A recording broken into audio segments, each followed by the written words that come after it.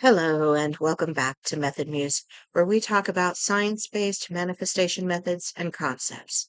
Don't forget to like and subscribe if you're into this topic. Let's get started. Today we're talking about making good choices and taking inspired action in manifestation. So a good choice is a combination of self-awareness, external awareness, a little bit of intuition, and also understanding how your system operates.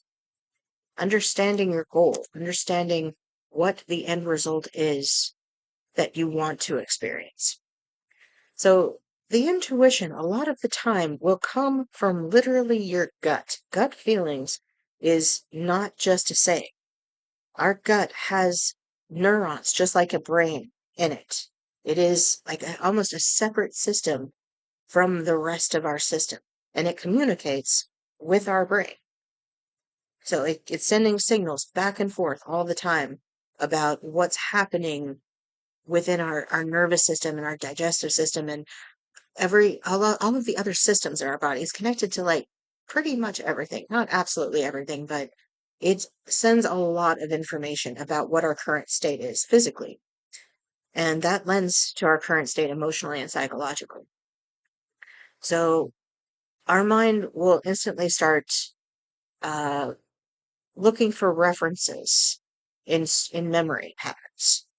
Whenever we have a feeling in our gut, our mind will say, okay, where's the memory marker of the feeling that matched this before, of the chemical signature, of the sensation, and probably closest interpretation. I mean, I'm pretty sure that most of our interpretations of these memories are new, but they could probably be, built from old, but it's always reconstructed, so keep that in mind. So when you're acting immediately, like if you feel something in your gut or you feel something in your nervous system, in your body, these basically somatic sensations, these deep body feelings, a lot of the time what will happen is the blood will drain from your prefrontal cortex into your survival systems, like the amygdala, and you'll get what's called an amygdala hijack. Your body will decide what you will do for survival. And it can be very confused about what survival means. Like getting a mean email can feel like a life or death threat to your body. Like your nervous system tracks the sensation, not the event itself. And if you are scared or angry, and remember, anger is like fear with a plan, right? Anger is your protective system. You're going to activate that survival instinct. And basically, your body and brain are going to work together in the background and say, okay, this is the best thing that we can do according to our program and our if then associative scenarios unconsciously. This is the best thing to do right now. So it could be run, it could be fight, it could be nice to the person. Maybe they won't hurt you, fawning, right? So it kicks in that survival system, but it shuts down the deeper thinking systems, right? It shuts down that active decision making, seeing the bigger picture type decision making, goes into the animalistic brain.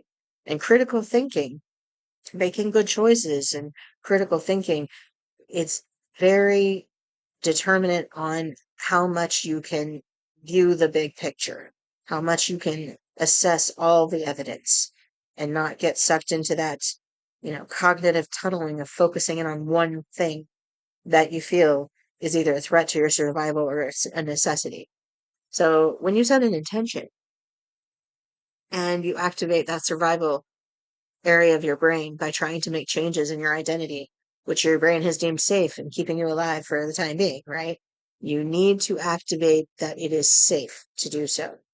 You need to get your body in a safe, calm state. This is why breath work is so useful. This is why meditation is so useful, why mindfulness is so useful. Because in mindfulness, you can say, okay, everything's here. I'm safe. There's no lions. I can hear things. I can see things. I'm breathing. Everything's working well and cohesive, and nothing is immediately threatening me, no matter what it looks like, right? So you get into that calmer state. You can start creating new associations without triggering your survival systems. And making good choices, you need to collect data, you need to collect information, and then you need to compare that information, right? You need to compare it to the evidence of what you're physically seeing and experiencing. And a lot of this evidence gets collected unconsciously, but when you perfect the pause, when you pause and notice what associations you're making with things, like if you want a car but you're afraid of gas prices, and this can sometimes be pre-conscious. It's like right under the level of your awareness, right? It's right underneath your ability to notice. And then you might be making decisions from that scarcity point that lead away from the experience that you want. And this is where the self-sabotage comes in. This is what we mean by self-sabotage. We're not sabotaging ourselves. We're protecting ourselves. At least our system believes it is protection, right? And generally speaking, it is. We need consistent behavior to, you know, make our environment safe, to be safe within our environment. We need consistent behavior to make sure we're meeting our needs. These are not, you know, they're not they're not unimportant things. They're vital to our survival, to our well-being, and to feeling good within our lives, right? And keeping the story going. So it's not something to be ignored or belittled or feel like it's just an inconvenience. It's very important to recognize and address feelings of survival, because you can get a buildup over time. If you're trapping emotions constantly, it's going to wear your body out. And then you're really going to have cognitive issues where, you can't think as clearly, you can't plan as clearly, you can't even experience things as clearly and keenly as you would like. And that's because your system needs more rest. It needs more peace. It needs more stability. It needs more, even baseline of not constantly getting triggered. Or if you do get triggered, get back to baseline really quickly. Now, there's also the negativity bias in these survival systems when you're trying to make choices. And this is logical fallacies. We want instant gratification. We want instant safety. We want instant abundance, instant everything. And that's because as soon as we think of something that we feel like we don't have, our brain will drop our dopamine level, making it feel like we have a lack of success, like we failed at something, right?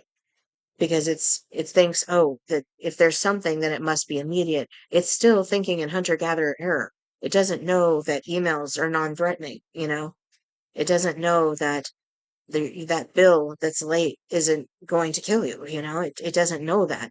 And if you're, doing the same chemical signatures as the lion about to attack you, it's going to think that's what that is. And it's going to, maybe send a bad response email in return, or maybe yell at someone, it's going to throw you off where you want to be in your experience for your manifestation. And you already have the manifestation itself. Like, I know that you don't see it physically, but the experience that you really want from it is available immediately.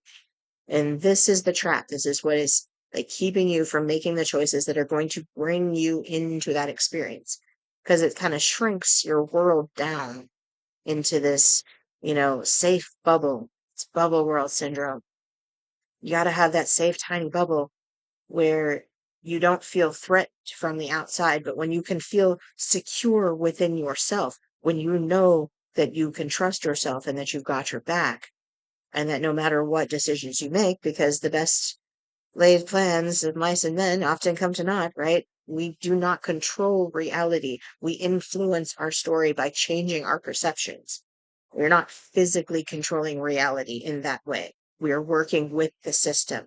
We are moving through the system and deciding how we are going to adapt to the system, and thereby how the system adapts to us.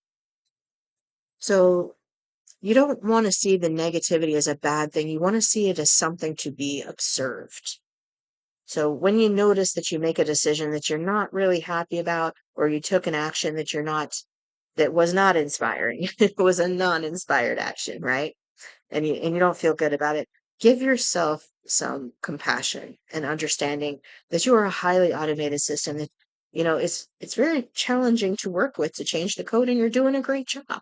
And you need to give yourself that encouragement that you're doing a great job, that everything is updating, and notice when you're making choices that align with your intentions, your choices that align with the greater experience that you want to have when you reach your outcome, that story point in your life. So I hope this has helped you to understand a little bit more about how we make choices, where these feelings of inspired action come from, and how our system is, a big network. It's a network of information and desires, and we should do this and we should do that, right? But the more cohesive your system itself is, the easier it's going to be to make decisions that result in the kind of experiences you want to have. Thank you for listening. Please like, subscribe, and sign up for the Method Muse newsletter in the description below.